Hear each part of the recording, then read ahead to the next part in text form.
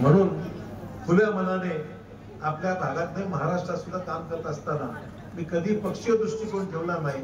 त्या गावामध्ये सगळी लोक आपल्याकडे अपेक्षेने पाहतायत, कारण त्या भागामध्ये जास्तीत जास्त आपल्याला मदत करता आली पाहिजे। निर्णय घेत असताना मी नेहमी सदैव विचार केला, एखादा निर्णय घेण्याकरता फाईल माझ्याकडे आली तर मी अगोदर पाहायचो की मराठवाड्याला पैसे किती आहेत, आणि मराठवाड्याची फाईल आली त्यात बघायचो नांदेडला पैसे किती आहेत, आणि नांदेडचा बघता बघता हे पाहायचो की भोकरला पैसे किती, म्हणजे मतदारसंघात पैसे। त्यामुळे खऱ्या अर्थाने आपल्या भागाला झोकतं माप आजपर्यंत दिलेलं आहे, असं कधी केलं नाही। परंतु आता काय होतं, ही कामं आम्ही करायची आणि मतदान दुसऱ्याला द्यायचं, त्याचा फायदा काय नाही। काय कामं आम्ही करायची, काय मला थोडं काम असं आहे। थोडं आम्हाला वाटतं आम्ही माणसावर 10 कामं झाली एकत्र राहिलं असेल तर काय नाराजी असेल, पण कधी कधी नाराजी दुसऱ्याचं तेल वड्याचं तेल वांग्यावर येतं, कधी आमचा काही संबंध नसतो। गावातलं भांडण असतं, गावातला वाद असतो, गावातली ग्रामपंचायत असते, गावातली सोसायटी असते, हे सगळ्या कटकटी साहेब तुम्ही त्याच्याकडेच गेला, साहेब तुम्ही याच्याकडेच गेला, अरे मला काय माहिती मी कोणाकडे घेऊन गेलो मी। परंतु वड्याचं तेल वांग्यावर टाकायचा जो कार्यक्रम आहे तो आपल्या भागात कमी झाला पाहिजे। आपल्या भागामध्ये वड्याचं तेल वांग्यावर टाकू नका, म्हणजे थोडक्यात सांगायचं एकमेकाचा राग आमच्यावर काढू नका। आम्ही तिथं हिरवी करतो आणि पुढेही करणार आहोत, आजही करतो आणि पुढेही करणार आहोत। तुम्ही काहीतरी सांगितलं मला सांगा, राहायचं इकडे मरायचं इकडे, काय करायचं तुमची भांडण घेऊ आम्हाला? त्यामुळे तुमचा आमचा कुठलाच वाद नाही, तुमचे आमचे गैरसमज असतील, माझ्याकडून अजिबात नाही। अनेक लोकांना मी भेटतो मधल्या काळात, अनेक लोक मला भेटले, साहेब तुमच्याबद्दल राग नाही, तुम्ही माझ्यावर खाडा आणि दुसऱ्या जमीन दुसऱ्यावर खाडा। हा कार्यक्रम तुम्ही जर केला तर माझी सुखरूप सुटका होऊ शकते असं मला वाटतं। काय कमी पडता गेला पण ठीक आहे, पुढे वाढून काय। त्यामुळे आता सगळ्याच गावात, पुनर्वसनाच्या गावाला 5-5 कोटी दिले मी। पुनर्वसनाच्या गावाला जे गाव मागे पडले, गाव राहिला, अशा गावाला दिले ना आपण, भेदभाव केला का? कधीच नाही। त्यामुळे माझी अपेक्षा एवढीच आहे, काय पाहिजे हाल मोठे घातले, आता मतपेटीत काय पडतं बघूया परत।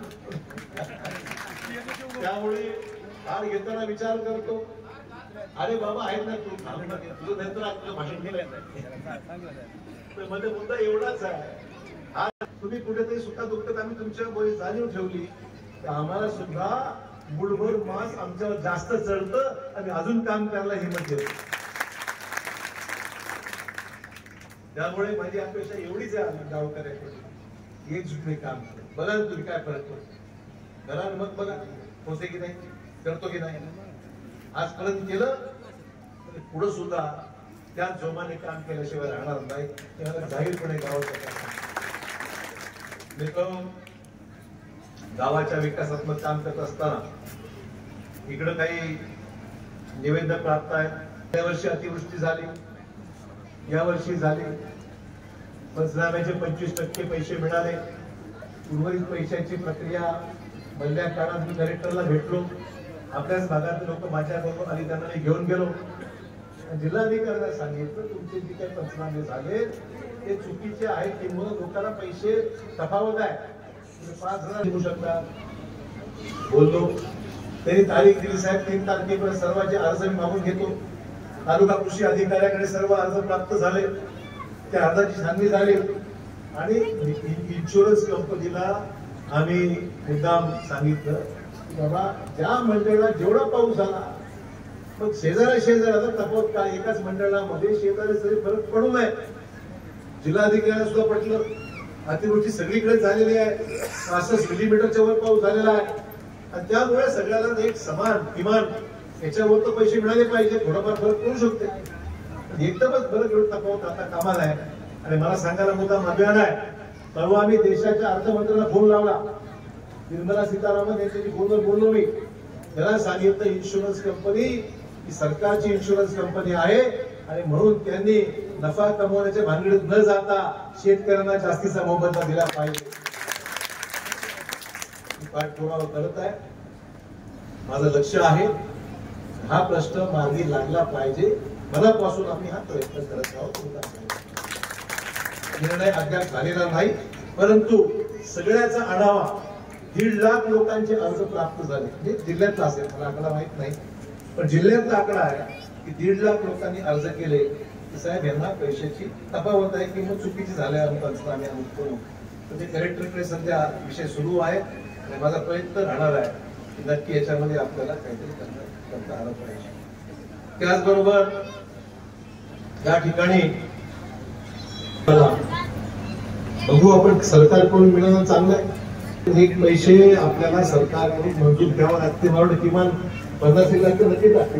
मला माहित नाही किती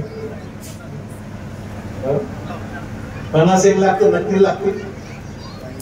मी सरकारकडे आणि पालकमंत्र्यांकडे जरूर प्रयत्न करतो की तुमच्या भागामध्ये जास्तीचा निधी सभामंडप पूर्ण करण्याकरता मिळाला पाहिजे ही माझी भूमिका आहे. पत्र मी पालकमंत्र्यांना देतो आणि पालकमंत्र्यांकडून त्यांच्या निधीतून 50 लाख रुपये आपल्याला कसे मिळतील याकरता माझा प्रयत्न राहणार आहे. अनेकांनी व्हिडिओ काढले असतील ते मला नंतर दाखवा. निवडणुकीला झाले 8 दिवस सुशोभित. त्यामुळे निवडणुकीला राहिले तर 8 दिवस आठवड्याभरात लागला. आठवडा म्हणजे 8 दिवस म्हणजे 2-3 सुट्ट्या, शनिवार सुट्ट्या बघून टाका. सगळा हिशोब जर काढला तर पुढच्या 12-15 दिवसांमध्ये